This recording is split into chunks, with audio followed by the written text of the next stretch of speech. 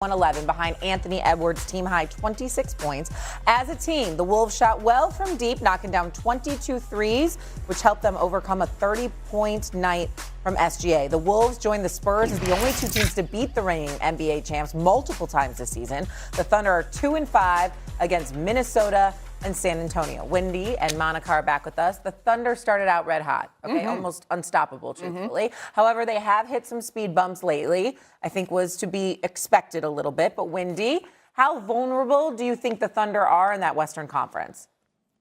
Well, if they're going to be missing all these players with injury, they're going to be vulnerable. You know, they did get two players back last night, Isaiah Hartenstein and Cason Wallace. So they had been down 5 guys. They're still down 3 perimeter players. And that's made their margin for error go from the Grand Canyon to like 6-lane highway. They're 8-5 in their last 13 games, which is, you know, showed that vulnerability. They ought to, you know, thank Dylan Brooks because he put up 40 on the Pistons last night. Had that not happened, they would be tied with Detroit for the number 1 seed. And while you may not think the number 1 seed really matters, I'll point out they won 2 Game 7s at home last year. But what's happened, the thing that you have to say about this Thunder team, if you're going to find where they're soft, they don't have great outside shooting. And in this last 13 games, they're 26th in the league in three-point percentage. And they don't have a lot of extra ball creation playmaking outside of Shea. And right now, they don't have A.J. Mitchell, who's extraordinarily valuable backup point guard. They don't have a couple other guards, including Alex Caruso, Jalen Williams. And we've seen that affect them and let their offense backslide. And you're looking at Chet Holmgren missing shots there. Chet Holmgren is having an excellent year, but his offense over the last 3-4 weeks has taken a step back. And largely, I think, because he doesn't have guards that are setting him up like he used to. So basically, like any team, you're going to face difficulties when you have injuries. But, their defense is backslid. Their offense is really backslid. And I will say this, the Wolves absolutely play them with no fear. They came out last night, dominated that game, completely controlled the tempo, completely controlled the physicality. And the thing about the Thunder, they now know when they go play the Spurs, which they do again next week, and they go play the Wolves, they would be playing a team that does not fear them. And that is important if you're trying to knock off a champ. Well, here's the deal. Couple of things. Jalen Williams, was a stud last year for them. They don't win the championship without him, even though we know Shea Butter is the man. But Jalen Williams is somebody we respect in 24 49 games this year. He's shooting, I think he's dipped about 5 points in his points per game average, and he's dipped about 7 points in his three-point shooting from 37 to 30% this year. So he's got to up his game. They started out 24-1. Over the last 24 games, their record is 14-10. They're an average team right now, and they've got to get it together. And like you pointed out, Wendy, shooting is obviously an issue for them. You understand when you look at it from that standpoint, that's something, and you talked about Minnesota not really having any fear. All of those things are true. Here's what I would say, and it's a question for both you and Monica. Who has more assets than Oklahoma City? Courtesy of Russell Westbrook. Here we go. Courtesy of Russell Westbrook. Courtesy of Paul George trade, stuff like that, right? Clippers, of course, okay? Damn, Wendy, who has more assets than them? What the hell are you doing, taking the assets to the grave with you? I mean, what are you going to do? Going to get a shovel and bury it and hold on to them for dear life? What the hell is those stock options now? What is it? You got to use them. You got a whole bunch of assets. I mean, you talk about somebody this is a team rife with young talent. And on top of it all, you got a whole bunch of assets. If anybody, whether it's Giannis or anybody else, if anybody could go out there and get a player to add to the squad while having assets to give up, players and draft picks, it's the Oklahoma City Thunder. I'm just sitting back and watching them, and I'm watching 2 7-game series. You had to go 7 games in order to win on your home court against Denver, against Indiana in the finals and stuff like that. You still got people believing, not me, because I picked them to win, but you have people believing Tyrese Halliburton doesn't go down. Indiana might have won that game 7. You got people that's believing that, okay? And you struggled offensively at pivotal moments last year. Denver gave it to you. They pushed that to the brink to 7 games. Jokic, you sure they can't do it again this year? That's why they went out and got some depth to go up against you, because they didn't have that depth last year in Denver, but they got it now. I'm just looking at Oklahoma City, and I'm looking at all of these assets that they have, and I'm like, you're just going to hold on to them, huh? You ain't going to do anything. I'm just wondering. It's a fair question. I think So,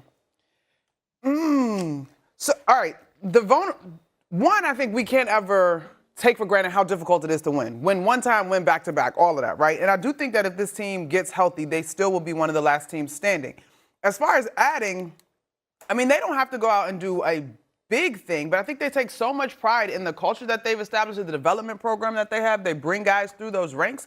I don't see vulnerable as a weakness. I think you're always vulnerable. It is the nature of the sport, right? Like, teams are always chasing, coming after you, trying to get you.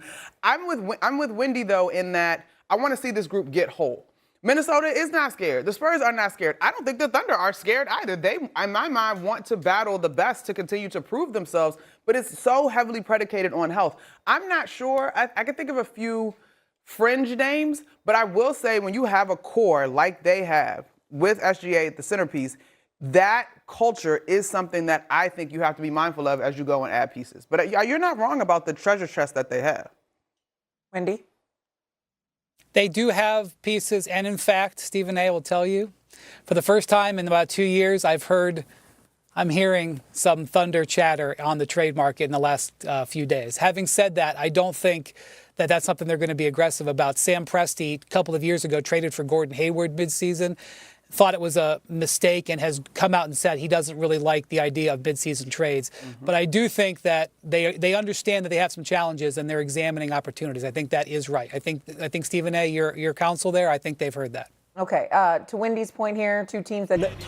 Start to finish, the T-Wolves just owned the Thunder in a premier game that everyone was watching last night. Games without trailing versus the Thunder, it's the Timberwolves and nobody else. 2 wins this season, 0 for the rest of the NBA. No other NBA team has managed a wire-to-wire win over OKC. All right, welcome back to the table. It's Friday morning. We got Vince, we got Joe, we've got Monica. Monica, I start with you. When you see that, I ask, which team has the best chance to knock off the Thunder if we're talking June and actually in the NBA playoffs? Yeah, so watching the game last night, obviously prisoner of the moment. Wow, can the Wolves do this? And I do think they can. My favorite, if healthy though, I'm still looking at the Denver Nuggets. Okay. Now, it's a big question on how healthy they will be, obviously with the Joker and now Aaron Gordon.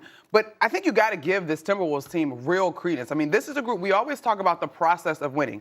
They've gotten to the Western Conference Finals. They've got scar tissue, if you will, in the postseason. Anthony Edwards is one of those superstars that can get you on both sides of the floor, similar to his counterpart in this game in SGA. So I got the Wolves right now.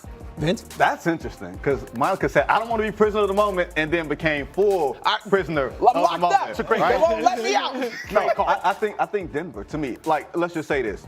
A week before the trade deadline, we don't know where Giannis is going, if Giannis goes west, if anything else happens. Currently constituted, Denver, a healthy Jokic, a healthy Aaron Gordon. Remember, 7-game series last year. Michael Porter Jr. was on one leg, Aaron Gordon was on one shoulder. Game 7, close series. I think nobody has an answer for that big dude. Nobody has an answer for that fat dude, Jokic. Seriously. I agree, but how are you calculating the injury in that thought process? Well, if he's missing 4 to 6 weeks in terms of Aaron Gordon, this injury, we're going to assume some level of reasonable health. I think Jokic, this is the first serious injury he has ever had, so I think he's going to be healthy. Jamal Murray, the question is, will he be healthy enough and have enough gas in the tank from having to carry this? Peyton Watson is another addition to this equation, in a way that we could not factor in last year. And sometimes you're not as hungry when you've won the championship as you are when you are chasing. Gas in the tank is an interesting thing to bring up, because I look at OKC and I think that's going to be their downfall. That's why I don't think it's just one team that can get him. I think Houston can get him. I think Denver can get him. I think San Antonio can get him. OKC... We discount how difficult it is to win a championship. You win a title and then immediately people start talking about dynasty. Look at a team like the Spurs, right? Who's given them fits already this year, all right? The Spurs last year, no playoffs. The Thunder last year, what was it, 23 playoff games. That's a big difference. It's 2 extra months of basketball being played at 40 minutes per night, highest possible pressure, less time to recover, less time to get ready for the next season. And then they come out, and the Thunder were pushing it full throttle early, and you're starting to see them tire out. Case in point, 7 back-to-backs this year. They're 3-4 in those games. In the modern NBA, your offense is your floor. Everybody can score. The worst scoring team in the NBA this year